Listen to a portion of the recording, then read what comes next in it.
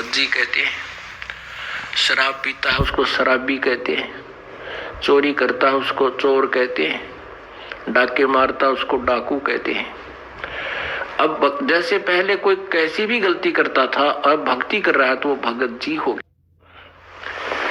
एक भक्त था हमारा सेवक, तो उसने नाम लिया और वो हमारी रिश्तेदारी में भी पड़ा है, तो उसने नाम ले लिया। तो उसका भाई जो है शराबी एक नंबर का, क्योंकि ये शराबी जो होते हैं ना, ये आदमी बहुत कम मिल पावे। वैसे शराब उतरे पाछे तो बहुत अच्छे बतलाते हैं, शराब पिए पाछे फिर ये किसी के काबू के नहीं होते। तो पहले गांव में सत्संग करने पाठ करने जाते थे। और एक और भगत था जो दिल्ली साइड का, उसने नाम लिया था। तो उसको ये बताया गया था कि आप वहां आ जाना, वहां 3 दिन सत्संग करेंगे हम गांव में। उनका एड्रेस बता दिया। तो उसमें जो जिसका हमने पाठ करना था उसका भाई का पाठ था, शराबी का। तो भाई के न कम जाने थे, उसने ज्यादा जाने थे। वो ड्राइवर था रोडवेज का, वो हमारी रिश्तेदारी में पड़ा है, उसका भीम नाम। तो हमने साथ में एड्रेस ये लिख रखा था कि कृष्ण ने ना जाने तो भीम ड्राइवर पूछ लियो। बोला ठीक है। तो उसने आके पूछा, बोला भाई सत्संग है वहां जाना हमने, बस अड्डे से दूसरी तरफ उनके घर थे। तो वो एक आदमी मिल गया ना, बोला किस जगह, बोला उसने बताया कि भीम ड्राइवर का जाना।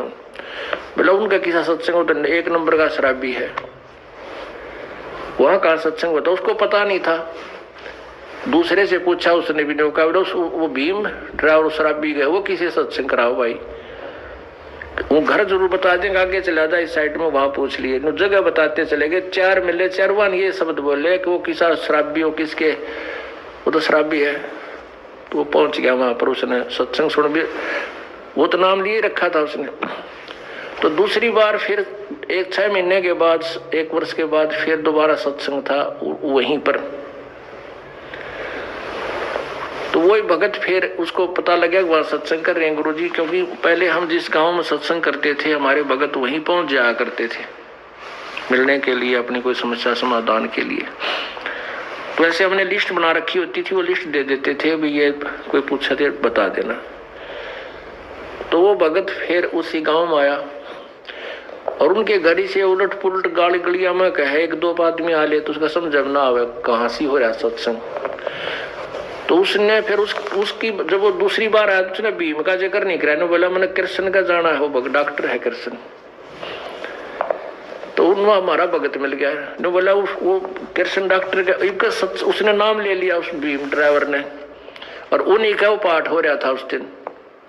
तो वो भगत मिल गया हमारा कोई, उसको कहने लगा किसका जाना, कृष्ण का जाना, भीम का नाम ना ले, शराबी कहेंगे उसने। तो उन्होंने बोला वो कृष्ण का ना होता तो भीम भगत जी का पाठ होने लग रहा है, भीम भगत जी का पाठ हुआ है। उसने सोचा ये गलत समझ रहा है। मैंने बोला भाई मन न कृष्ण का जाना, भीम भगत जी कोई और होगा। उसने सोचा शराबी का करते भगत जी कैसे बोल रहा है इसको।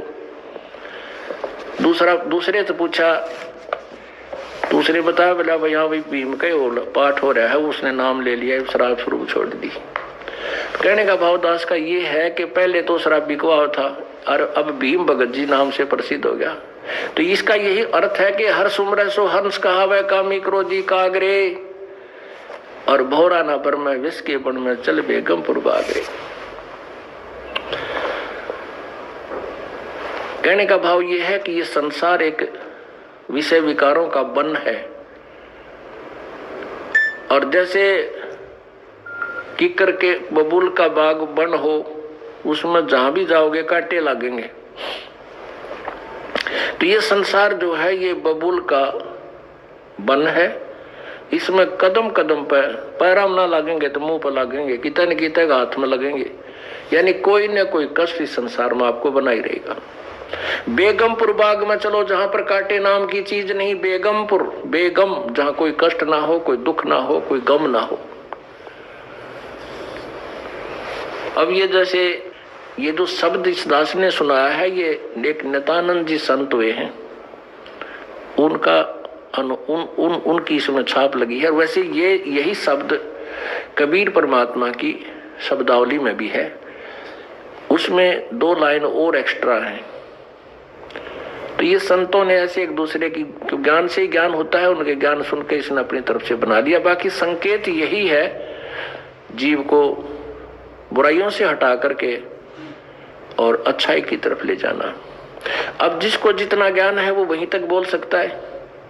नित्यानंद जी के गुरुदेव जो है गुमानी दास जी विष्णु उपासक थे।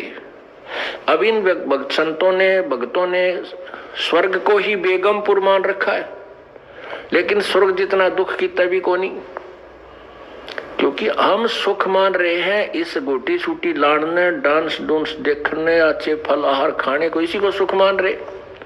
और वो स्वर्ग में अपने ही पैसों से, अपने धन से खूब प्राप्त है, वहां पर पर्याप्त भी है और प्राप्त भी है। कहने का भाव ये है कि हमने वो इसने जो महापुरुष ने नित्यानंद जी को जो ज्ञान था, इसने स्वर्ग तक के ही जाने के लिए प्रेरणा दी है। लेकिन अब हमें ज्ञान हो गया कि हमें तो सतलोक चलना है, इसलिए हमने इन्हीं प्रेरणाओं से अपने सतलोक की तरफ अग्रसर होना है, बुराइयों से बचना। कहते हैं भौरा ना भर में इस विष के बन में, विषय विकारों का जो जहर रूपी बन है, इसमें मत चल बेगमपुर बाग रे, सतलोक को चल। कबीर साहब के शब्द में, इसी शब्द में, जो कि तो पूरी पंक्तियां ये तो है ही, लेकिन लास्ट वाली नहीं, उसमें क्या है कि मान ले तू जाग भी गया, ये जागना नहीं है कि सुबह उठा और हुक्का भर के पीन लग गया, गुड़ गुड़ करने लग गया। कहते उठ सवेरा भरा तमाकू के जाग गया निर्भाग रे, राम सुमरा ना कोई सुख शुक्रम की ना फूटे तेरे भाग रे। अब सुता उठते हुक्का भर के बैठ गया, पता के जाग गया तू, इस तरह पड़ा रहे तो ठीक सही, एक पाप और शुरू कर दिया। हुक्के में कितना पाप है। सो नारी जारी करे सुरापान 100 बार, एक चलम हुक्का भरे वो डूबे काली धार। एक हुक्का का मीन तम्बाकू से है। तम्बाकू चाहे सिगरेट में पियो, चाहे बीड़ी में, चाहे हुक्के में, चाहे सूंघ लो या खावे, सारा ही दोष है। एक भक्त दुकान कर रखी थी एक ने, और वो एक भक्त जो है सिगरेट पीता जा, बूढ़ा आदमी, नाम लिया था उसने, 1 से 1 वर्ष हो गया था। और दूसरे भगत का लड़का बोला था, तू सिगरेट पीवे, गुरुजी ने मना कर रखा, भाई तेरा तो नाम टूट गया। ने बोला ना बेटा, नो के नाम टूटा है। बोला गुरुजी अंदर हुक्का पीने तो मना कर रखा, सिगरेट थोड़े नट्टे थे। तो जिसने बकवाद करनी है, जिसने मर्यादा नहीं निभानी है, वो अपने कोई सिस्टम तैयार रखे। तो लड़के ने मिलकर उसको कहा था, वो तुंदा नाश कर लिया अपनी भक्ति का। तम्बाकू तो है ही, चाहे सिगरेट में पी ले, जहर ने चाहे गिलास में पी ले, चाहे किसी कटोरी में गाली के पी ले, तो जहर है। तो क्या बताते हैं, कहते हैं पर द्वारा स्त्री का खुल है, 70 जन्म अंधा हो डोले, सुरापान मदमासा हारी, गमन करें भोगे पर नारी, वो 70 जन्म कटेंगे शीशम, साक्षी साहिब है जगदीशम। जैसे किसी पर स्त्री गमन करने वाले को कितना दोष होता है, कहते हैं 70 जन्म अंधा हो डोले। फिर सुरापान मदमासा हारी, दारू पीवे, मांस आहार करे और पर स्त्री गमन करे।